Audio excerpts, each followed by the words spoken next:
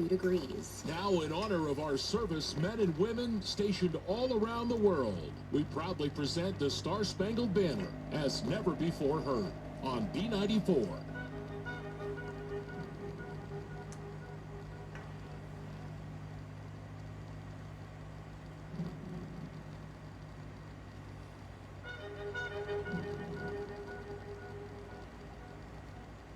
There was a lawyer once. His name was Francis Scott Key.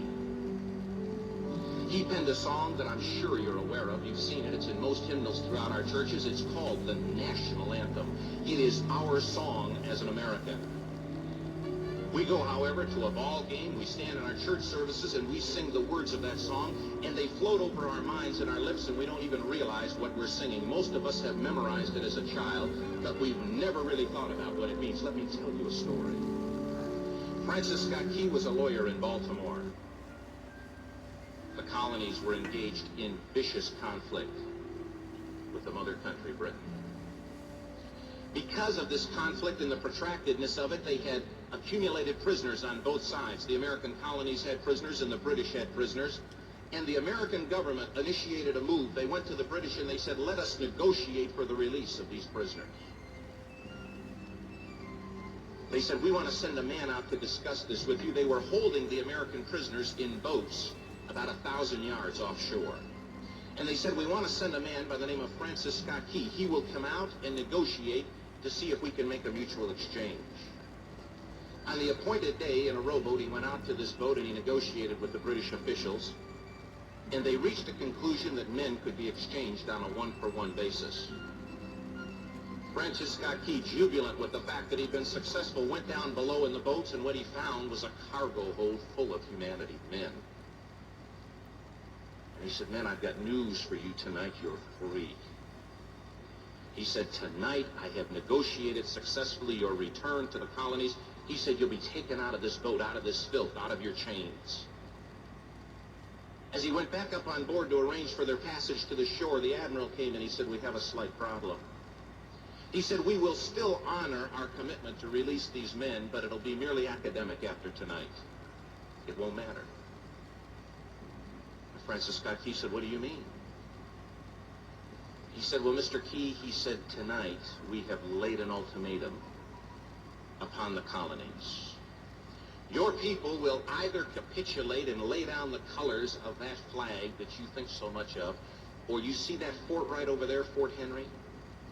He said, we're going to remove it from the face of the earth.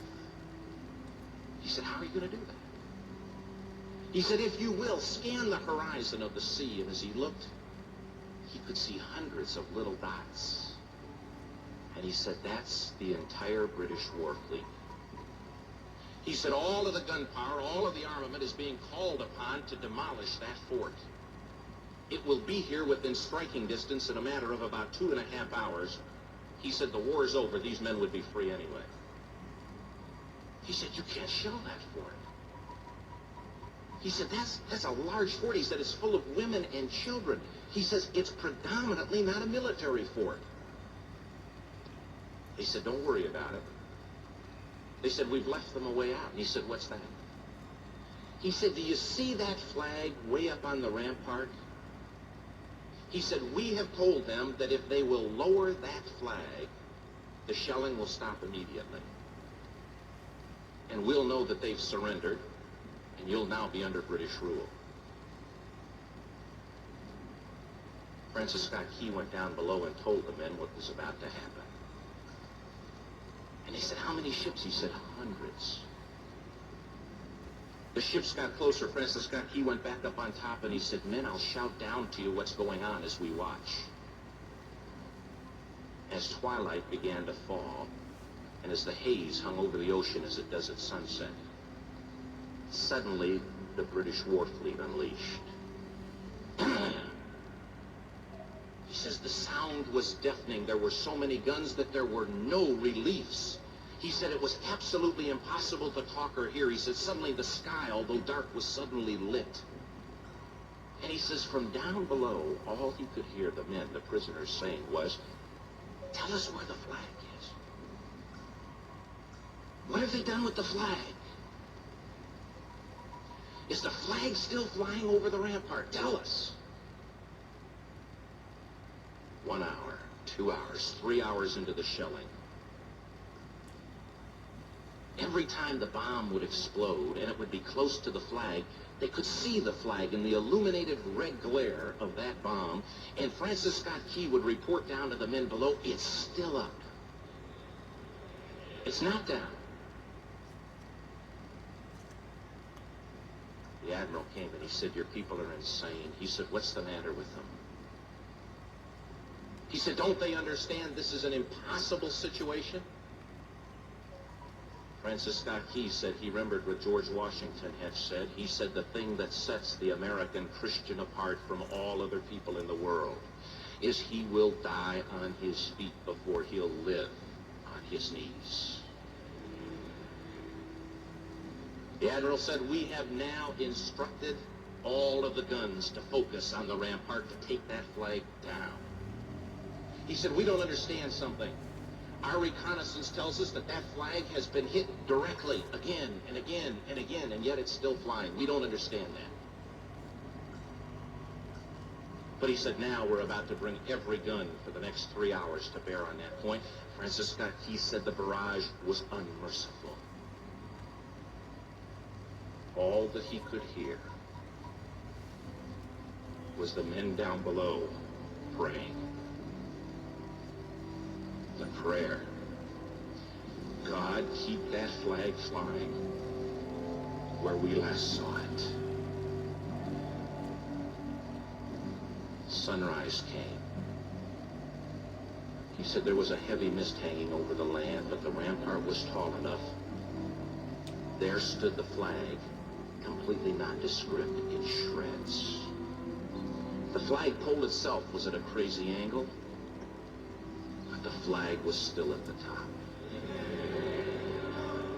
Francis Scott Key went aboard and immediately went into Fort Henry to see what had happened.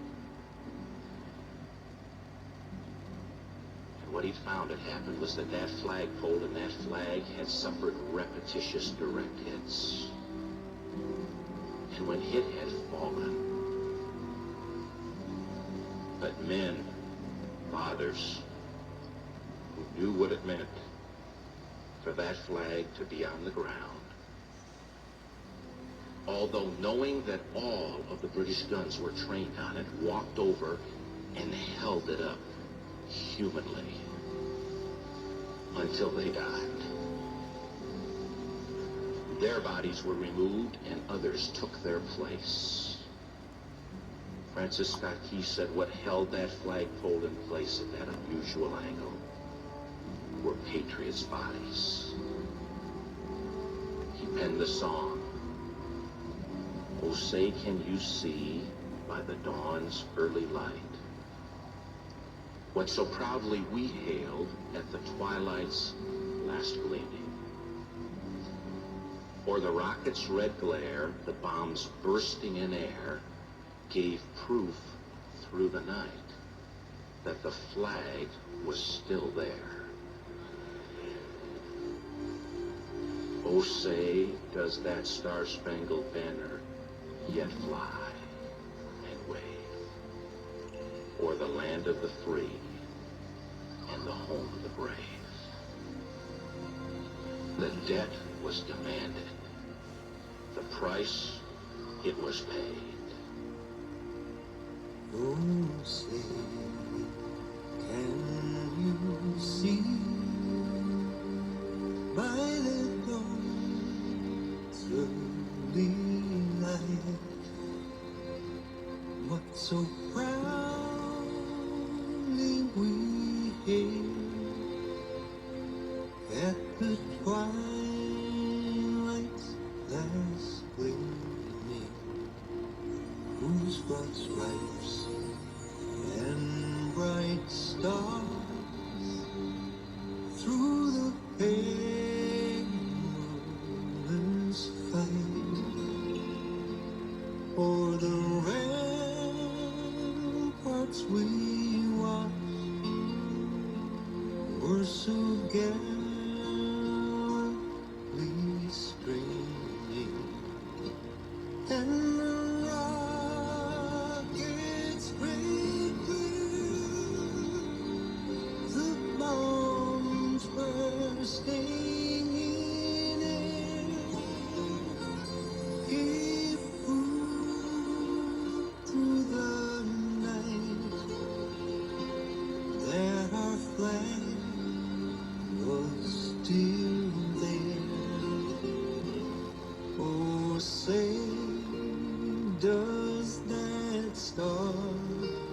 Spangled banner yet wave o'er the land of the free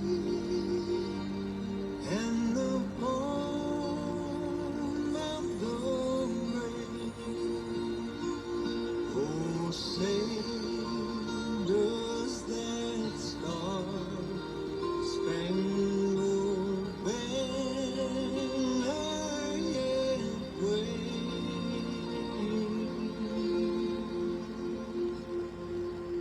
o'er the land of the free and the home of the brave?